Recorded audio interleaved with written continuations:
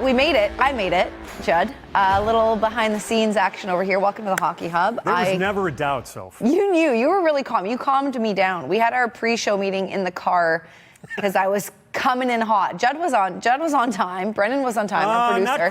Not quite. A little late. There's a little construction for anybody who's driving right now. A little construction on Soldiers Field Road. Just be ready. Okay, well, I would like to blame it on the truck that I was stuck behind, but truthfully, I did kind of wake up late, too. But we're here. We're here on our brand new set, by the way. I know we used to do the desk. I'm really excited for this, and it's another episode of the Hockey Hub after Game 1 of the preseason. We finally have storylines and quotes. In the summer, we were stretching, but we're here, and we've got a couple stories. Obviously, Nesson covered the game. Judd and Brick in the booth. We're going to go over that, guys. We're going to go over some stuff from training camp still and look ahead to what might be happening with the Boston Bruins. Let's start with last night, 5-2 loss to the Washington Capitals. As you and Brick said a million times, no one's going to remember the score. That's not what the games were about. It's about looking at line combinations, goaltending depth, chemistry, systems. What were your takeaways from last night? Oh my God, there's so many things that we can probably talk about because it's preseason game number 1 and the results. Yes, there's a scoreboard, but that's not what we're going to remember. There's so much that goes into it, and in many ways, Soph, I don't know how you felt, but certainly up top on 9 and talking to Brick, that looked like a first preseason game, which is good to get out of the way. And I think one of the things that Marco Sturm had talked about, I know you've had these conversations with him too, is it's nice for him as a first-year head coach to actually have the 6 preseason games. Next year, it's going to move to 4 because there's so much that's new. Not just the new guys on the roster, but new roles. How are they going to play? Who has an opportunity to make the team? Where do these pieces fit? You're going to need all this time, and there's not a lot of time between the start of essentially the preseason, which is September 21st, up until October 8th in Washington, where you want to try and have things nailed down. You know, when I was a fan of the game and I wasn't yet covering it, I used to scoff at preseason and I was like, oh, this is such a waste. I can't wait to really play. Now that I've been covering it for a while, now that I'm closer with players and coaching staff, there really is a lot of importance to these games. And to your point, if Mark only had 4, that might change things up. So six is good, and he's going to be making a lot of notes because we don't know this Bruins team. There's so many open spots, and I think those 6, every single guy on that team is taking them very seriously. Definitely. And it's different every year, I think, for different teams. If you talk to some of the Washington guys about the preseason, they may look at it a little bit differently than maybe they did even a couple seasons ago because they really only have one open spot. So think about the Bruins. Maybe a couple of years ago, they were probably in a similar situation, but that is not the case now. Right. And I think the other thing that sticks out, so especially after watching the first period and the subsequent 2, one of the things that Marco Sturm is trying to stress with his group is structure.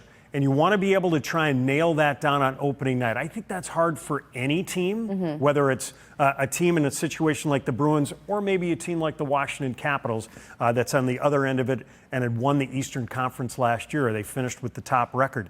So it's going to take some time. As he mentioned, maybe the systems are a little bit different. There are some tweaks to them. Some of the language is different. The way we're approaching it, it's a different voice. So that's what makes watching last night's game and watching the subsequent 5, which we're going to have here on Nesson, such a fun watch. Yes, and I want to comment on that, but first I got a note from our producer, Brendan. I didn't even introduce us. I just didn't even introduce myself. It's television. Aren't there graphics for that? Yeah. See, I'm a radio guy. I don't know. There are no graphics in radio. If you guys are watching the Hockey Hub, you better know who we are. No, I'm kidding. It's Sophia, Judd. There we go. How are you? How did I do nice there? Nice to meet you. Yeah, nice to meet you, Judd. Judd, of course, play-by-play of the Boston Bruins. Me, I don't know. What do? I report. I host. You run this. You run this operation. I run the joint. You told me to pick up my cell phone, take a picture of the preseason schedule. That's what I was doing. I was really bossy last night on air. Yeah, no, that was fun. It was so. Oh, I don't think so. I was picking up my phone. The camera shot didn't come up, but that's what I was doing. It was so good to be back, by the way. And, we don't have to talk about this, but I just was thinking about the shootout, which both teams agreed to doing, even though it was 5-2.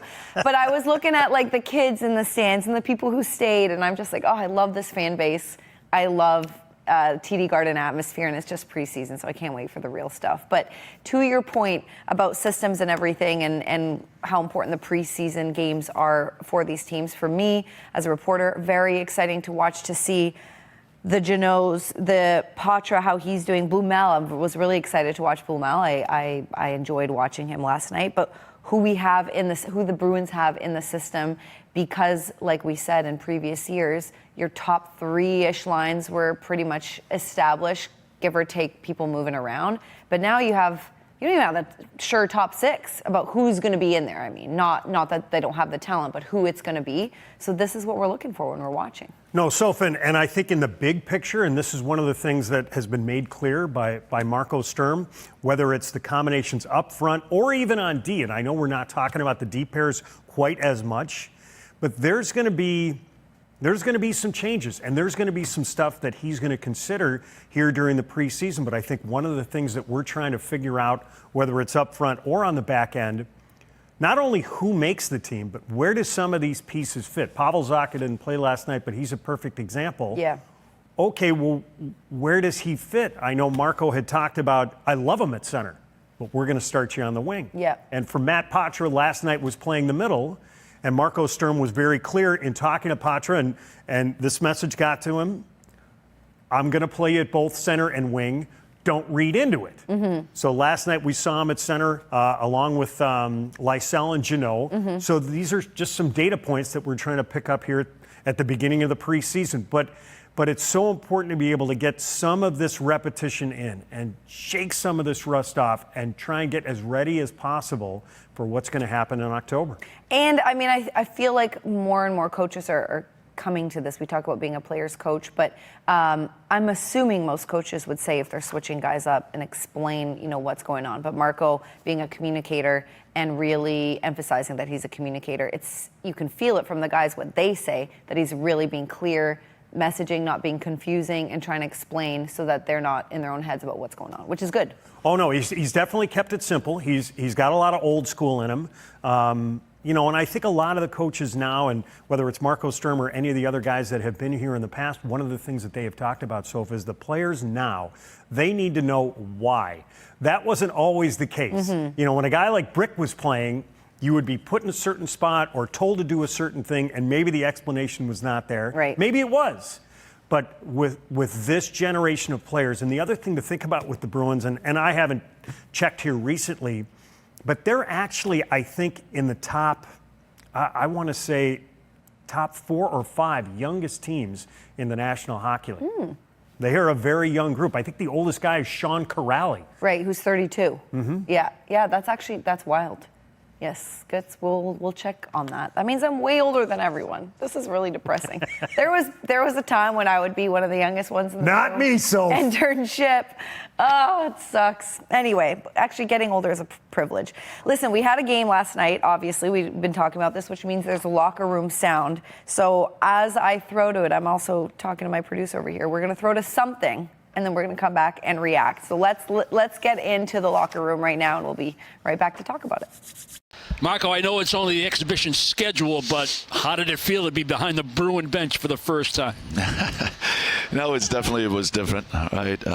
Took me a little bit, even for me to get going. It was nice to be back. Obviously, wish would have been a little bit a different ending, but it was just nice to be back behind a bench, getting used to the environment, the players, the fans, and everything else. So that was good. I imagine it'll be a different feeling on October 8th, but we'll wait till that comes and have that discussion after that, after the home opener on the 9th against Chicago. That being said, do you coach differently during the exhibition schedule? I mean, you go down 4-1 in the first period. Is that a teaching moment, or how do you handle it? Yeah, a little bit of both. I mean, end of the day, we all try to compete, and we all competitors, and we all want to win. And that was just some individual mistakes on our end. I thought we just were not smart enough right away at the start. That's the thing about preseason. Sometimes you're waiting for that moment. A lot of guys waited for that moment, to get going, and and they worked. They really worked, but we were not smart, and got better. I would say more to end of the second and in the third period. But again, we just got to be smart in that. Yeah, and lastly, what were the positive takeaways? I know this is all part of the evaluation process. It's only game one, but what were the positive takeaways other than maybe the back half of the hockey game where the team played better? Yeah, no, I really liked our transition game. Because the other team a lot of trouble by just playing fast. Anything what comes off the neutral zone, I think that's something we touched on it. We worked on it.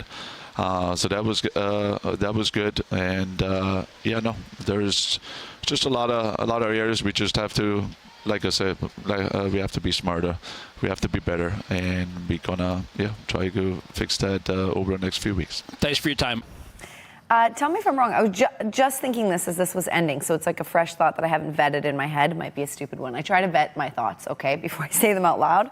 But you guys gave me a mic, so I'm using it.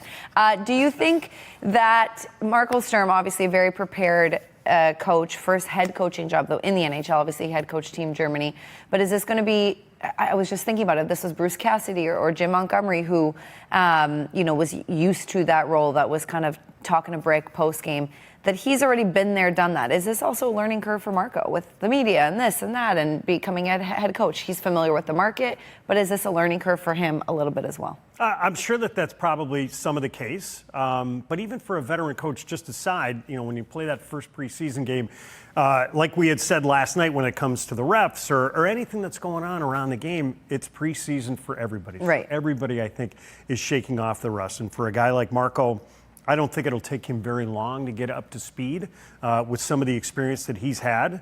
But as he's mentioned, there's some newness to it. I don't think there's any question about it. Any takeaways from that before we move on to Charlie McAvoy? I think one of the things that he talked about was some of the decision making, and the other thing that he mentioned talking about the transition game. Yeah. It's not surprising that maybe some of these guys are doing some thinking here early on because as he's talked about, it's a new system, it's a new language. So if you're thinking, if that's the case, sometimes you're a step behind. That said, I think the Bruins did a much better job of acclimating themselves after the first period. There was definitely a response. It was 4-1 at the end of one, and then the two teams essentially traded goals from that point forward. And in the third period, I know, yes, there's a scoreboard, but the Bruins definitely outchanced them and ended the game on a high note. The other thing that he talked about, Soph, was the transition game, and I think that's probably point number 2 for Marco because structure is what he wants to get down. But when they get that puck back, what are they doing in their transition game? What are they trying to accomplish? And there were certainly some things that he thought that he liked from last night's game. All right. Well, Charlie McAvoy, we all know how his season ended last season. Obviously difficult physically, but emotionally and just interpersonally as well.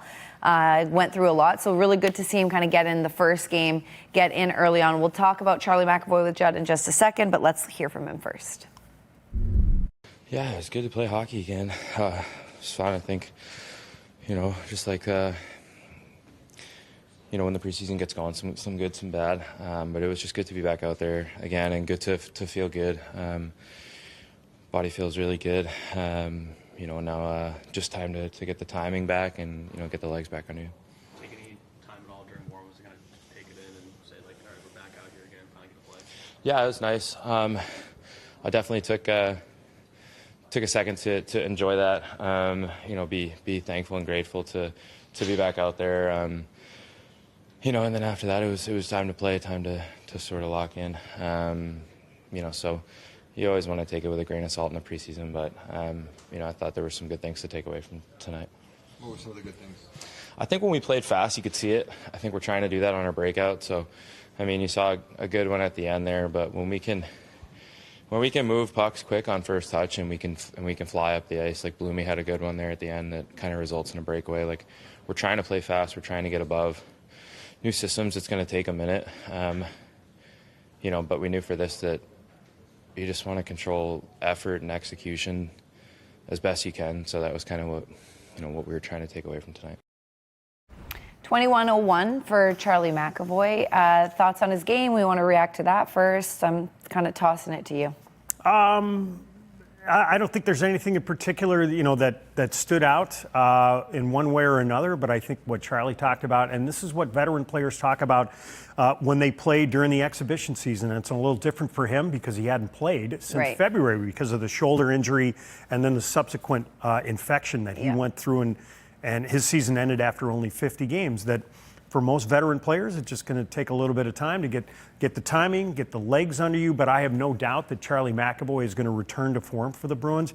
And it's such an essential piece, Soph. I think one of the things that we highlighted in the Open and we had talked about with you during our segment in the pregame show, just what a lift it is to have both he and Hampus Lindholm back healthy and on the roster.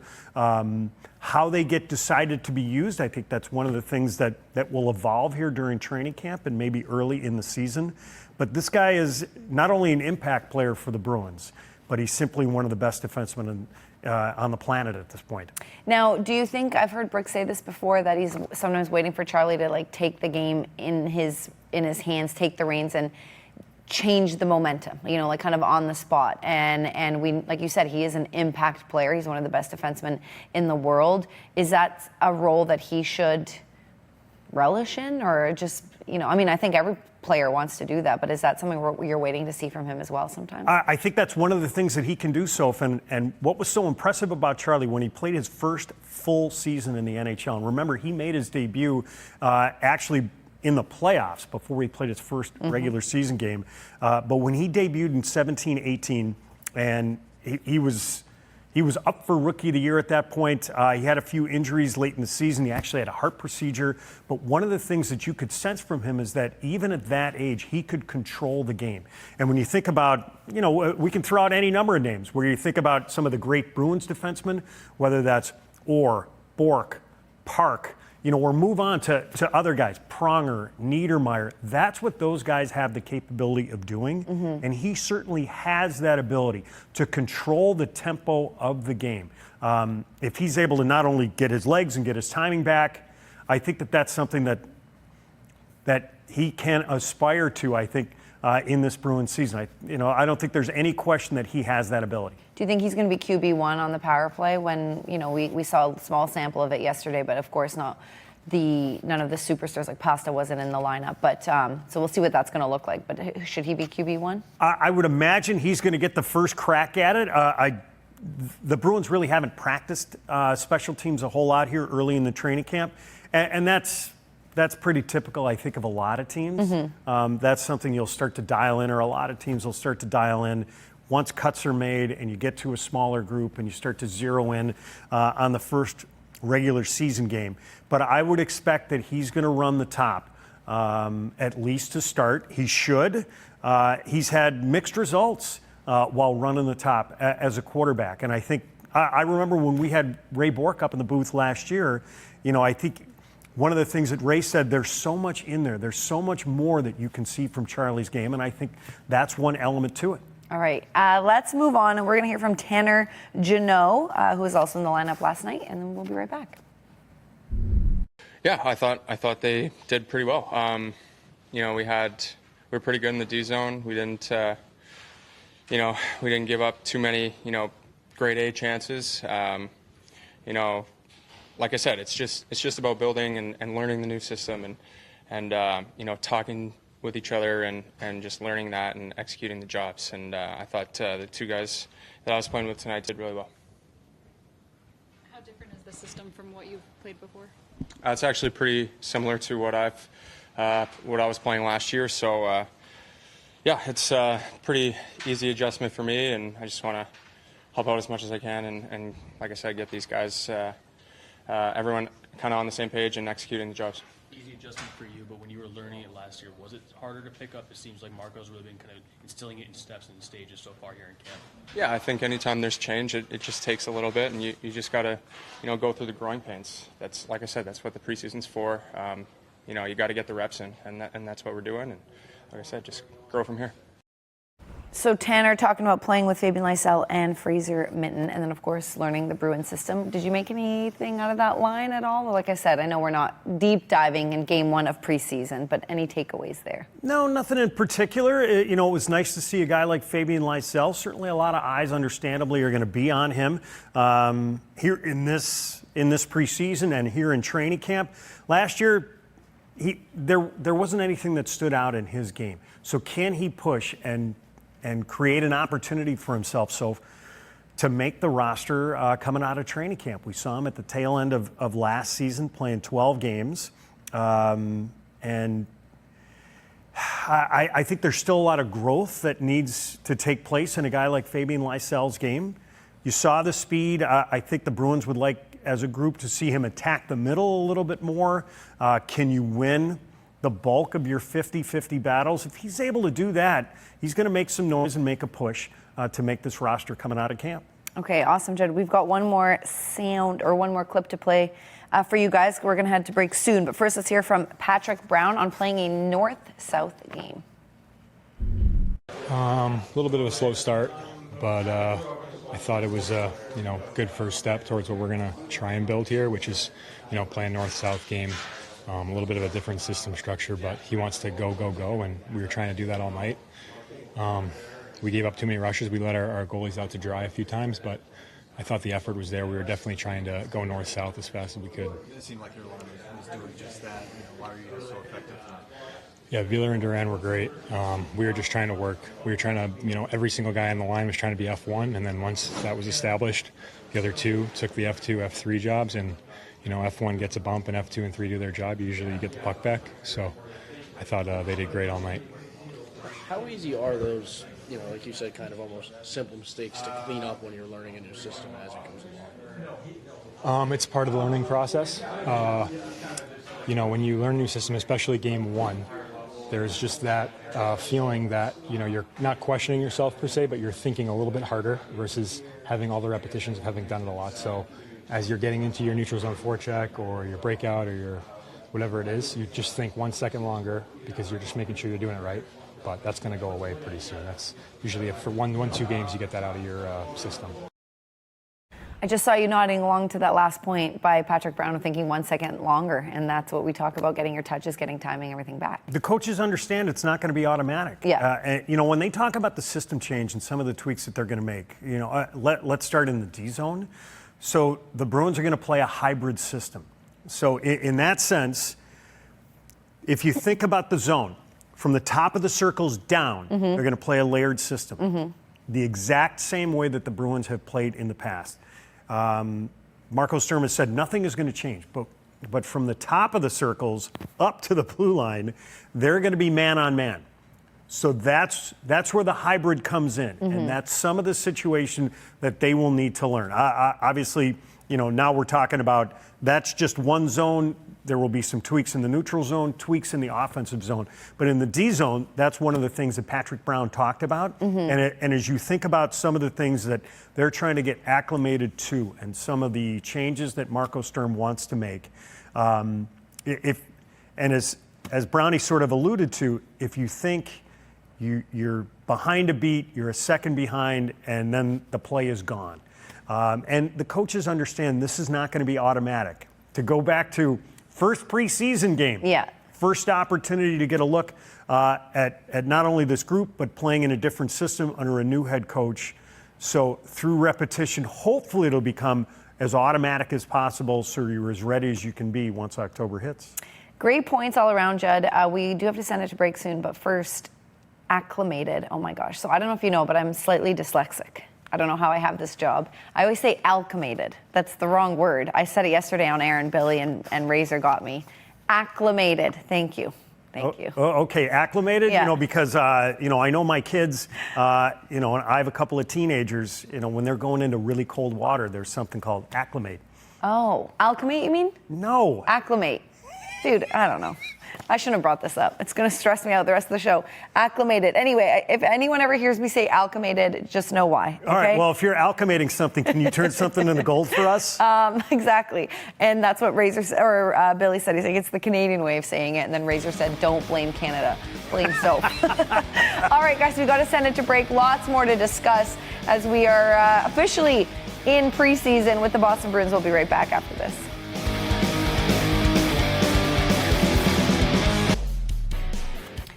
Welcome back to the Hockey Hub. Judd and I going over some of the storylines of the first preseason game yesterday. We're just going to move over in general to just training camp because we've been doing some chatting, some journalism, some talking and observing, and we've got some stories for you guys. But I'm going to just throw this one out there because it's a big one, I guess, or it's different.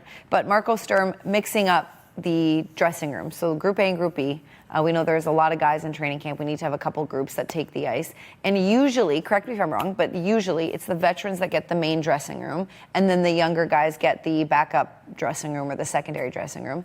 And this time it's a big mix. So and he said the guys who have the better one have to buy the guys who have the bad one a beer. But I think they're going to be changing it up throughout the whole training camp, right? Like the different groups are going to be mixing it up. I haven't heard that. We'll find that out. I'm not sure on that one. And then at some point after the Bruins make some cuts, they're just going to go down to one room, yes, and they'll have everybody in the main room at that point. But actually, when I heard and saw this, one of the things I thought about was a guy like Zdeno Chara. And around Chara, as you well know, you could not say the word rookie. You could not say it. It was a first-year player. That was one of the things that he really it used to grind his gears because. I think his whole point was if we're going to try and bring a team together, I can't be treating these guys differently than any of my other teammates. So that's one of the things that stuck out to me when the Bruins opted to do it in this way. When I talked to Matty Patra and some of the other guys who are not in the main room, and his response, Patra's like, it's not that bad a room, first of all. Right. And second of all, I could use a beer. I'm looking for Mincy and Beach to buy me a beer. That's good. That's a good response. And you're right, the rooms these days, they've gotten a lot better. Like state-of-the-art, first-class facility that Warrior is. Why don't we just throw to Marco Sturm on talking about his decision to do that, and then we can keep going on this. That's my call, and I made that call because I've always done it that way. And I don't care who's in which group and which locker room. I told Group A, though, I got to say, they have to buy a beer for Group B because they're in a shitty locker room, I would say. So they have to buy a beer. But that's, we want to be a team. We want to come together. And Group A, for me, it's one team. Group B, it's another team. And it makes absolutely no sense to split them up. Right, and again, we have to come together as a team, and I don't care who's there or not. That's how we're going to start, and that was my call. And so, if you want to blame or everyone is complaining, just tell me. So, can you tell the story of how Group A got the main room and Group B got the kids' room? A is front of B, and that was it. Makes sense. If it was me, because I'm dyslexic, B would have gotten the first room. I wouldn't have figured it out because it was second. So Marco knows the alphabet. No, I mean, what do you think about this move, though? Do you think it is a good culture thing? I think it's terrific, and if you think about this Bruins team, so for going back to the mid-2000s, the culture was the envy of the National Hockey League, and around a lot of teams in the league. And let's leave the Bruins aside. There are cliques that happen in dressing rooms, and that's what a team that the Bruins were able to avoid that. In large part, we talk about Chara, and it wasn't just him. There were obviously a lot of guys that were involved in that, but it's how do you get the young guys involved? How do you get the new guys involved? How do you break through so there aren't any cliques, and so we just have one room? That's part of the thinking behind what made the Bruins such a success for such a long period of time. Because if you get a cliquey room, the problem is that you get that on the ice as well, and maybe you're not getting the result that you want. Yes, from what I understand, because I did join the Boston Bruins, I didn't know that Chara said you couldn't use the word rookie, so I didn't know that. I joined in 2019, at the end of 2019. COVID happened. I didn't have much time with Chara, but I had enough. But from what I understand too, he was really big on, like, I think he'd throw an annual party, so maybe it would be a Christmas one or a Halloween one or some sort of event, and everyone had to, like, you had to go. This wasn't like, you had to go because he wanted people to get together and be together and get to know each other. And I think that those little things are big things. And going back, I actually had Chara tell the story, going back, like, how did this happen? Why do you think of this? And it comes back to his experience when he was first starting to break into pro hockey, and he didn't like necessarily the way he was treated as a rookie or as a first-year player or as a young guy. And because of that, he felt, well, am I going to go to bat as hard and play as hard as I need to for the guy who is not treating me the way I would like to be treated, to be treated as a teammate? And that's where it essentially came from with him. And there were a lot of guys that were involved in the process. So you were able to bring everybody into the fold, because there are a lot of teams, and forget about the locker rooms. I think there are a lot of teams in the league. So that they have veterans and then they have young guys. And that's the problem. You have two separate groups. And the goal, certainly for the Bruins and every team around the National Hockey League, how can we make sure that our group meshes together? Yes, and even if you're not, that's another message that really stood out. Even if you're not a superstar, you matter. Your role is just as important as everyone else's. I love that, and I also really love just your backstory about how he came to that, because a lot of times people have to experience whatever it is when they're younger, in whatever industry. We're not just talking about sports. And then by the time they get older or more established, they treat the younger people the same way, where they're like, I had to do it, so now you have to do it. But it takes someone to change that and say, I had to do it, but I didn't like doing it, so maybe I'm not going to make you do it. And I think that's a nice way to shift culture. See, you talked about age. You're old and wise. And wise. I am sometimes wise, sometimes not. Okay, what else did you like? Hurricane! By the way, my nickname is Hurricane because I'm a mess. I think you can picture that. You really liked Don Sweeney's quotes. Colin, I did. Like joking around, obviously. Should we play them first? Yes, please. Let's play them first, and then we'll talk about it. I thanked Jeremy today for his attendance and was very appreciative of it. Congratulate him for punching above his weight class, he and Andrew Peak, in terms of getting engaged. So, obviously everybody accounted for, and being present is a big part of what we're trying to do moving forward as an organization, and getting things back on track and playing the right way, and having the success that we're going to hold everybody accountable to. All right, go ahead. Floor is yours.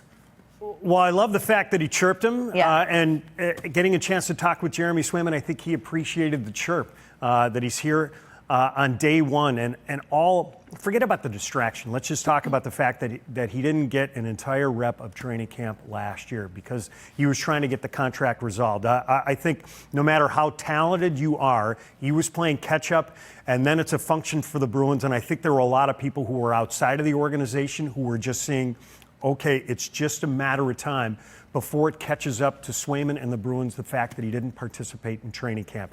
That was part of what happened last year. But he's here on day one, and I think that's good interplay between the two. And the other thing, after Swayman signed the contract, I think that it was important, and Don Sweeney mentioned this, Jeremy Swayman mentioned this, because if you go back when the two went to arbitration, and I haven't met a player yet, whether it's management or the player, that said, you know what, I really love the whole arbitration process. Worse. But it was important to put all of that stuff with the contract behind.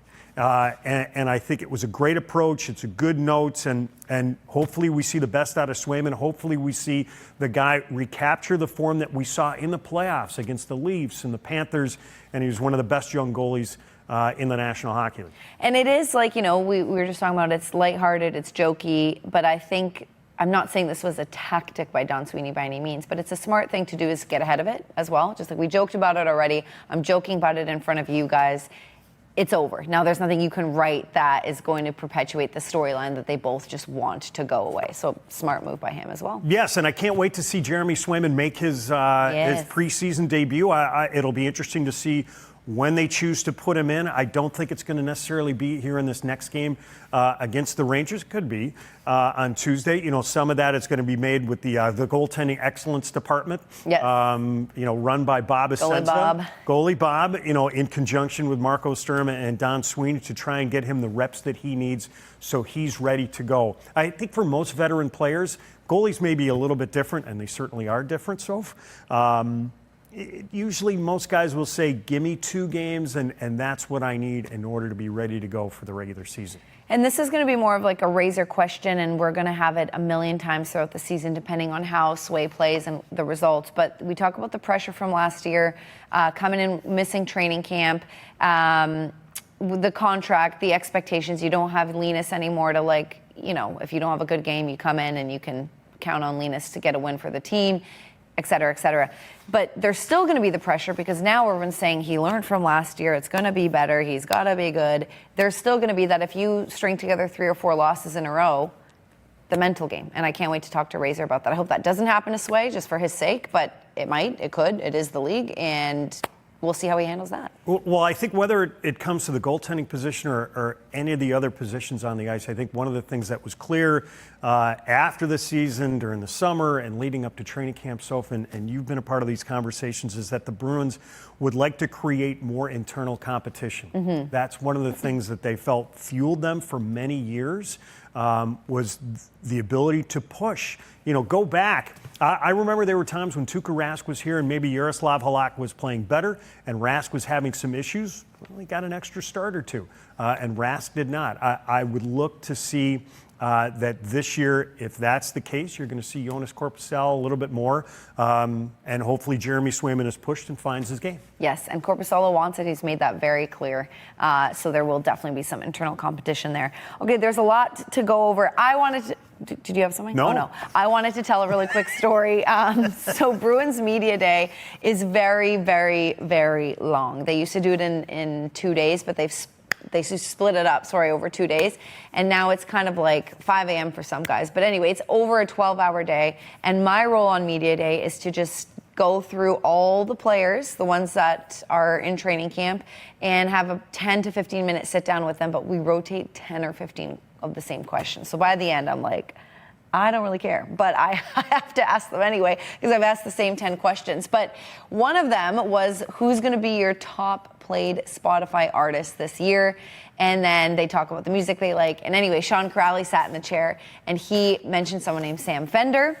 And I love Sam Fender. That's one of my top artists. And he said he's playing tonight at the Roadrunner, which is across the street from Warrior. And he said, you should try to get a ticket to the show. I'm going with some friends. My day ended at like 10:15. Sam went on at around 9, but I still last minute bought a ticket for like $30 and didn't actually didn't see Sean there. Like he was in the middle of a set, Sam, that is. And I went in, caught the last song, one song, but then he played 2 encores. So I caught 3 songs and then got stuck in an hour and a half of traffic on the way back just for that. But, but it was really cool that Sean reminded me or told me that one of my favorite artists was right across the street. So that was my little highlight of Media Day, because it was a long day, ended with a couple good songs, and got home. What was going to be your, so if the roles were reversed and Sean asked you, what was going to be the top Spotify artist that was going to be on there? There's a couple, but there's one named Halfway who's like very, very unknown, but he's opening up for some bigger artists, so he might blow up soon. That would be the top guy? Or Penny, I'm going to say Penny and Sparrow, and people probably don't know Penny and Sparrow. They're all so small.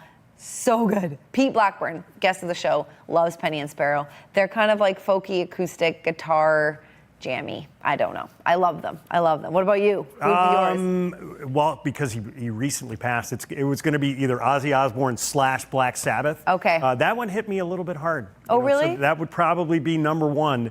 We'll obviously see once December hits what the top played artist was, but I guarantee that there's a lot more Black Sabbath and Ozzy being played for me right now. What does that era remind you of? Like, where were you? Like, what were you doing in life? Because that's what music is about. It's like, it's obviously very musical, but it takes you to memories. It's a time and a place. That's why music is so important in the room. Like, who's the DJ? For years, it was Torrey Krug who ran it. I remember Trent Frederick ran it for a while. He used to take a little heat. Yeah. I think Nikita Zadorov now has control of the jukebox.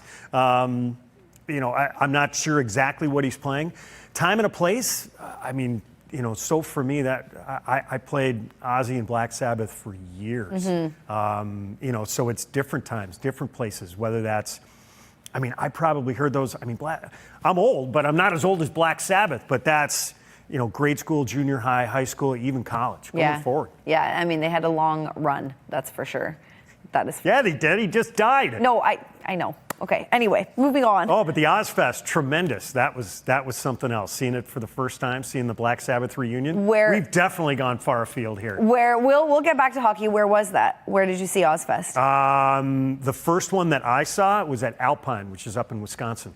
Okay. So a guy like Mason Lohrei, not far from where he is. Okay. Well, we'll take this offline. We'll go back to hockey really quick. We have a couple more bits we can throw to you. Pavel Zacha, someone we haven't really talked about much, but we can get into. He, for now at least, Matej Blumel, living with him. Let's have a listen.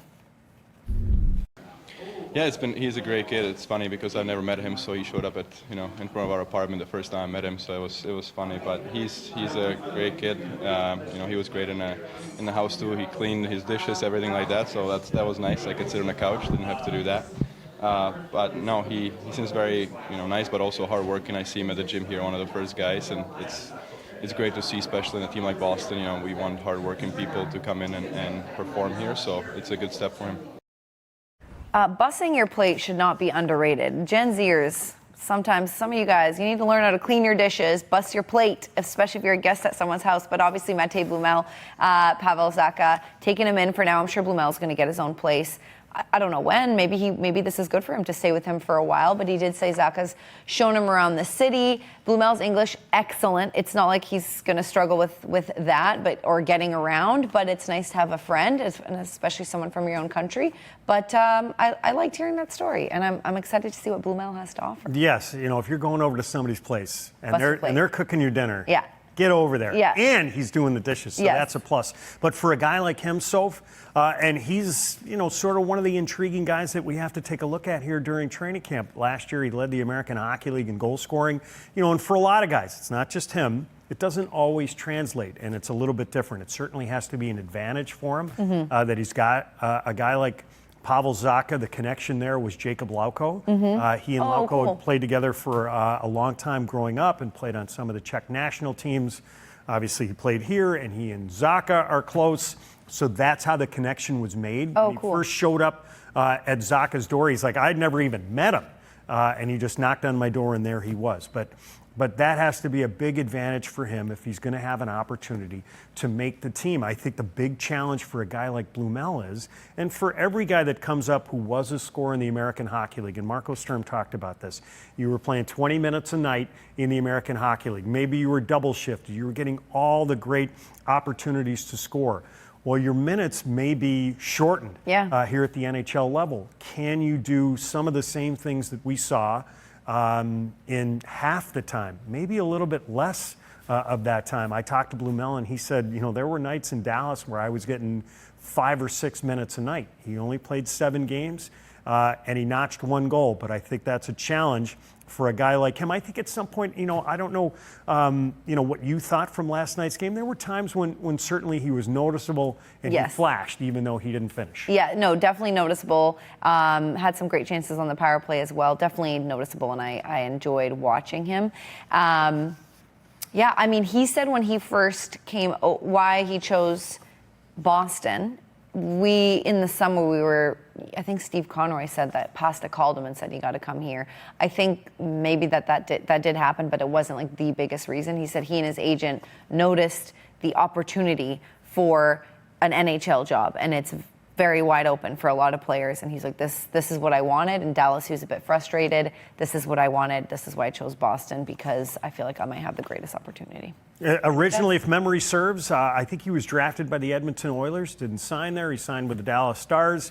The opportunity didn't necessarily materialize. Dallas has a lot of really good forwards. So we'll see if maybe he can poke through here and be a difference maker for this team. All right, Judd, we got to go to break. We will be back with more Bruins headlines and storylines on the Hockey Hub right after this. All right, we're back on the Hockey Hub. Sophia and Judd talking, obviously, mainly Bruins news, some music stuff as well. Some other anecdotes, some other things. But Judd, let's go to Victor Arvidsson. He was in the lineup last night, a new player that, of course, is not a new player, not a new NHLer, but new to the Bruins team. I have so many questions about your thoughts on his game, but he did do a one-on-one with me about talking about this was his first summer really being healthy, being able to train properly. So we got into that. Let's play that, and then Judd and I will talk Arvy.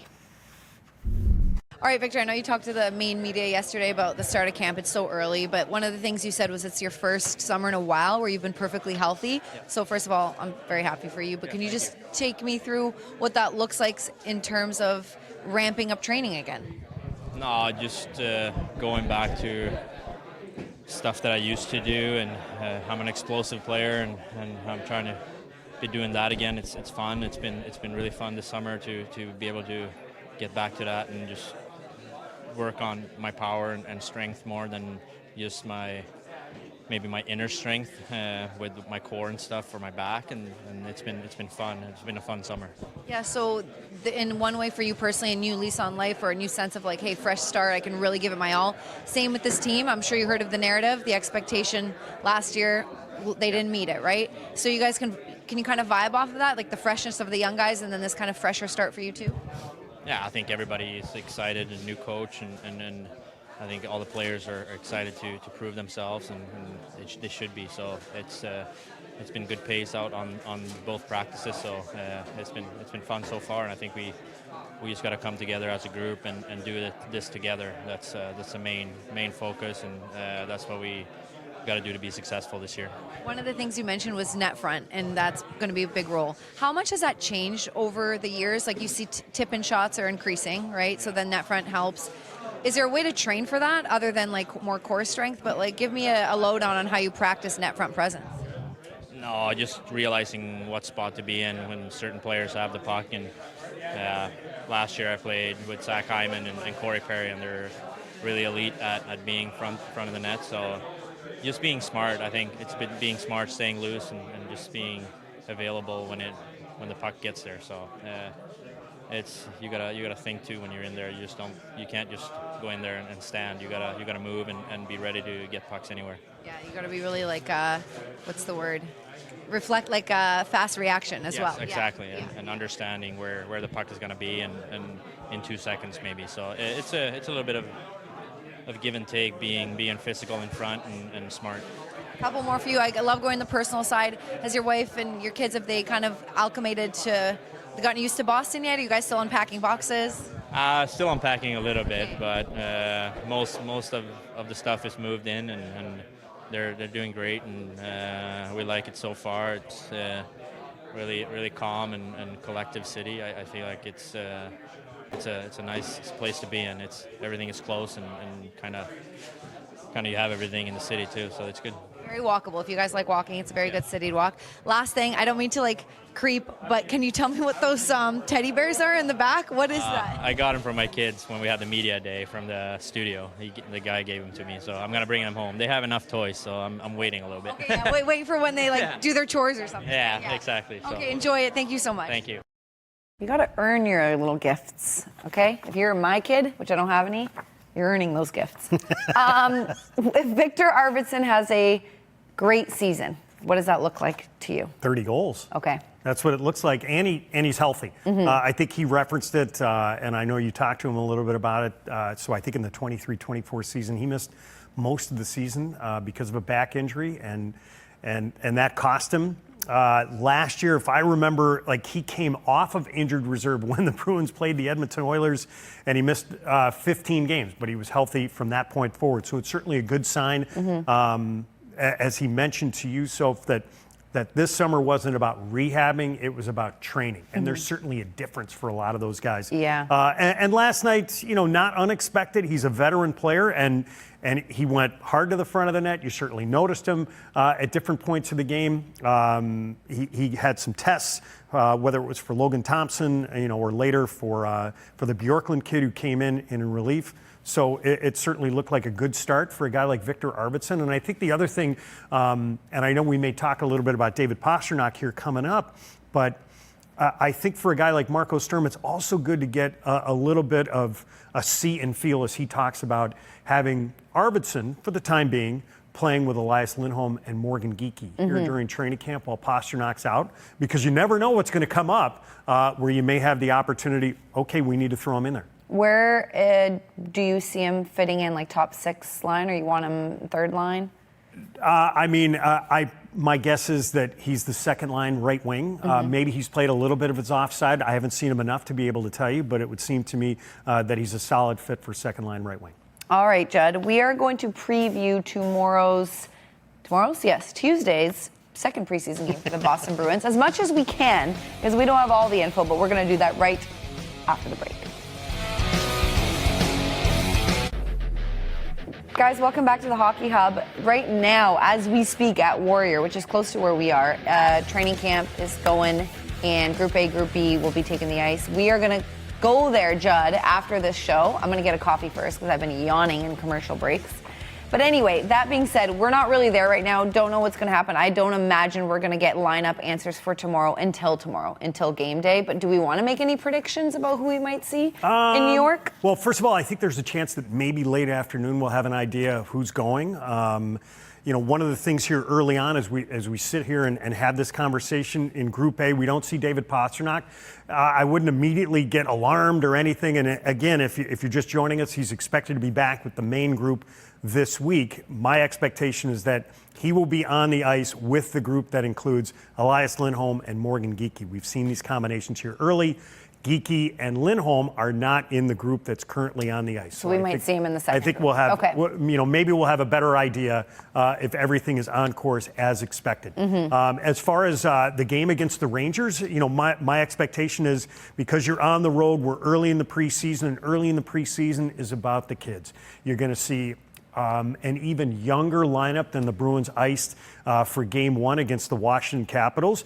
And one of the conversations you and I were having is, okay, who's going to be in net? Right. Will we see Jeremy Swayman? I think I would lean toward a guy like Jonas Korpisalo, but we'll see. Maybe just to be on the road. Not that pressure's going to be a big deal. It's just preseason. We got to maybe Sway on the road just to get him away from the home crowd. I don't know, but Korpisalo, I can see him making the trip as well. We will definitely have definitive answers tomorrow. Judd and I are going to training camp all the time, including right after the show. So guys, thank you for joining us. The Bruins play in New York, the New York Rangers. We have an hour pregame on NESN. It's not our game, but we're still going to give you an hour pregame. So tune in at 6 to get all the details. For now, thanks for watching. We'll see you on Wednesday morning. Have a good day.